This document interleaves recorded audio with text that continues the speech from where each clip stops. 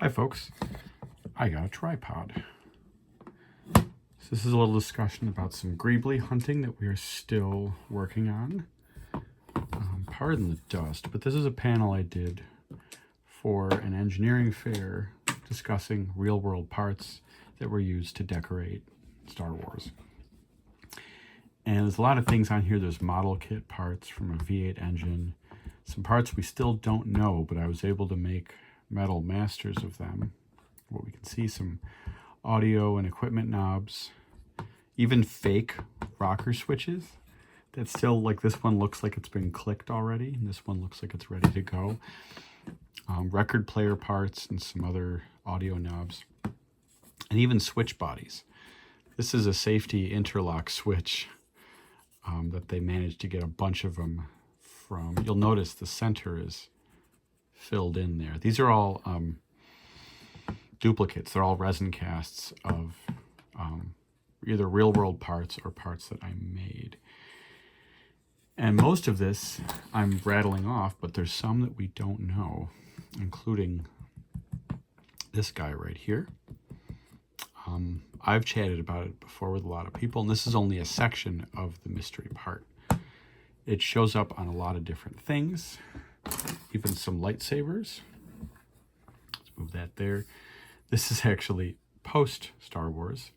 This is the lightsaber that was made for the Energizer battery commercial, where Darth Vader, you know, his lightsaber won't turn on, so he lifts it upside down and then unscrews the cap, and some batteries come out.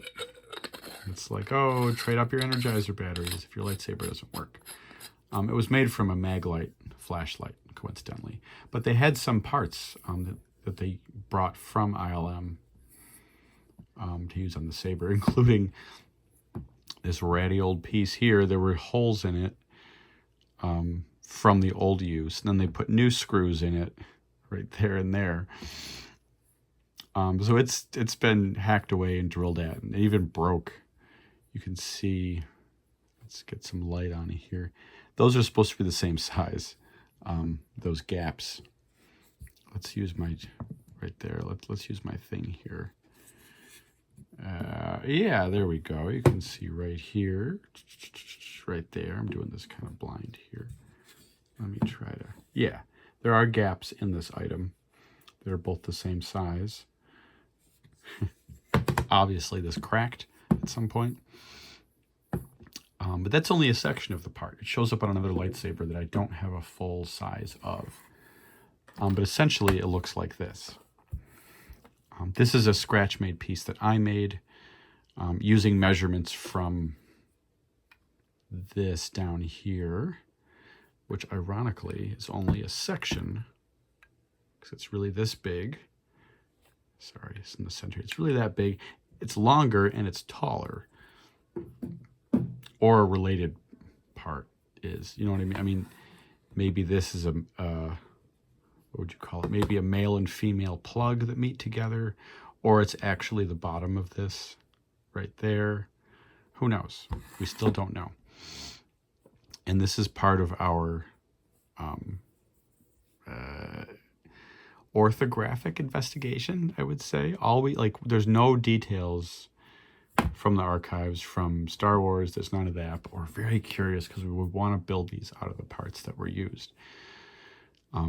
You'll notice there's no holes on top here, as you might see running through the center. Let's try to get, there you go. Sorry for the lighting here, but there's holes in the center of that. We think the holes were made to bolt it onto a lightsaber. This piece is by Roy from Wanawanga. It's a little 3D printed or injection molded exact version, very sharp. But he put the holes in so you could put it on your lightsaber. The one that, basically it's this section on another lightsaber that it's just sitting there bolted on. And it really doesn't seem like the bolts are original, especially because it breaks through in this area, and you can actually see the head of the bolt inside of there on the saber itself. So I worked backwards and was like, okay, I made it from scratch. I used some parts from an old Royal Air Force toggle switch. I scratch made the rest, and I was like, okay, so if we don't have those holes, this is what it would look like, essentially. So I made it as like an exercise, but people have been asking me for casts, metal and plastic. Interesting, right? Still, there's no maker's mark. That's the one thing we look for. I mean, on the side of, which side is it? It's gotta be this side. I'm sorry about the dust. Is it this side? No, it's, let me bring a lamp over here. Try to reflect it for you. There are letters on there. Is it that side? I thought it was that side. I'm sorry. It's not this side, right? With the injection molding mark. Well, one of those sides. There's like a 101, which is literally, I'm moving the lamp here. Ooh, look, a Post-it note. Let's see. Some of them came out in my casts. It is that side. It's very faint. It might not pick up on video. But there are like numbers and things in the casts that show up. And then those give us clues on where the part might originate from. Some things we might recognize. Like this was an audio knob, like a fader that you would do the volume up and down. So we went looking at old audio equipment to try to match it. You know, like this literally has the word motor and coil on it. We're able to find the model kit that came from. These we recognize from record players that were from the 70s, like fancy record players that were used, but there's no maker's mark on those. Thankfully, we recognize this as a pulley, so like that really helped. But some things, you know, if there's no identifying markers, if there's no recognizable things like this, you can tell it's a knob. If you pay attention to how it, I guess what the parts are for, these little nubs are to turn it on your TV or your radio. This, you know, is meant to be pulled up and down. This, obviously, I mean, this was a mystery for quite a long time, but hindsight is quite nice. And these are patterns for a rotating interlock switch in here, which was quite a mystery. But, you know, for things like that, this is still a mystery as well. Don't worry about that. But car enthusiasts might recognize these as pistons.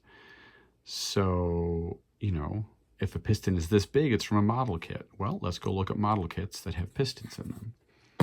You know, quite straightforward.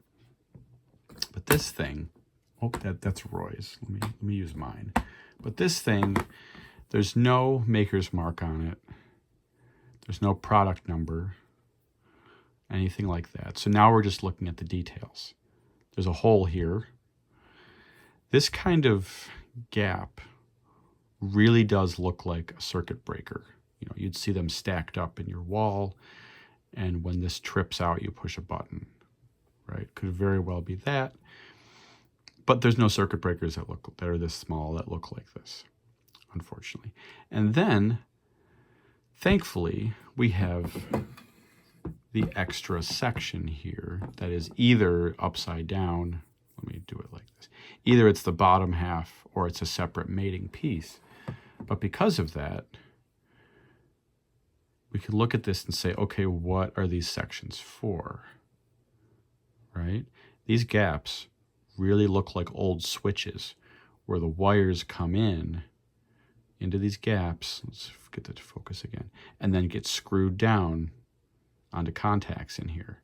A lot of switches. That's what made me use a Royal Air Force switch to start this, because there was wire access underneath. Could be the case. See this gap right here, which is ironically, see this wall is not gapped off. This one is, and that's where they cut it to use for a lightsaber right here. That you can see with little, oh, what is it? It's a piece of asbestos that runs through, and I think it's a version of a fuse where the asbestos would burn off and break or something, and the asbestos would run on a wire across here through that gap. Right? All these little clues, but still nothing matches. This is an injection molding mark, so we know it's a plastic thing probably, or ceramic. I found this the other day. A lot of people look at micro switches because they are black things about this size, you know? So like, what if it's a micro switch? And this I grabbed specifically because of a multitude of things. There are little ridges right here that look like the ridges on the top edge of this. Pretty cool. And on the bottom, there's a pattern. There's some kind of wire access on one side, and then these rounded walls inside. That's, I know it's not an exact match, but it's like, oh, this is kind of similar underneath to have this kind of pattern. So I grabbed it. It was very cheap. I know it's not a match because it's not a T-shape, so I wanted to like take it apart, inspect the inside. Unfortunately, it had these little pins. Unfortunately, yeah, there they are. Let's focus. Come on, right there, that were really wedged in there. So unfortunately, it cracked. It's Bakelite, so you can actually see inside. It's quite a cool tight micro switch, but you can actually see inside because I broke it, and there's like the wire. There's there's a piece of it there. That's cool. But there's a pretty tight thing there. We know from some experience that this hole in the middle goes down really far, right? About like to here. So it wouldn't have a giant empty space in here, right? This is all part of the switch mechanism, which is cool. I do have to say it's cool. But the inner structure, again, is not this rectangular hole in here with maybe some space inside of here. We don't know. This is just a shell. So that is one reason why I don't think micro switches are a way to go. This is by Kissling. But also there's these two friggin' holes. Actually, and they're for mounting. These are long, beautiful, I have to say, beautiful machine screws with washers and stuff. And these are usually used to mount it sideways on a panel so that when you do something like open a door or turn a switch, it transfers to this. And so these are usually mounted sideways or flat. But these holes are very ubiquitous across all kinds of micro switches. And we don't see that on this thing at all. It could be that this is taller, right? Maybe it's like this big and there's holes down here or something. But I've actually grabbed a large micro switch. I think it was from Aircraft as well. And still the same thing. You open it up, it's all one empty thing on the inside. So as much as these look like that same sort of thing, I don't think they're micro switches. I could be wrong. I always could be wrong. But we are still looking for the lightsaber that it was used on was Luke's. That was then cut up and remade into a Darth Vader saber so that it could get chopped off with his hand at the end of Return of the Jedi. That's the most famous in the prop replica world use for this, but it's on other things, including post-production stuff and some other stunts as well. So we're still looking. But I hate to say it, but I don't think it's a micro switch. As much as they really look the part.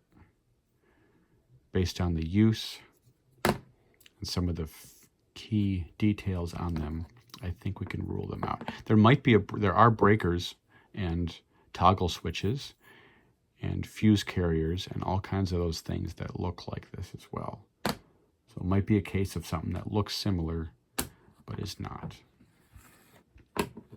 Okay. Well, that's upside down. That's upside down. Until next time, I'll line all these up. Let's see. And then our busted thing. Until next time, yeah. May the Force be with you.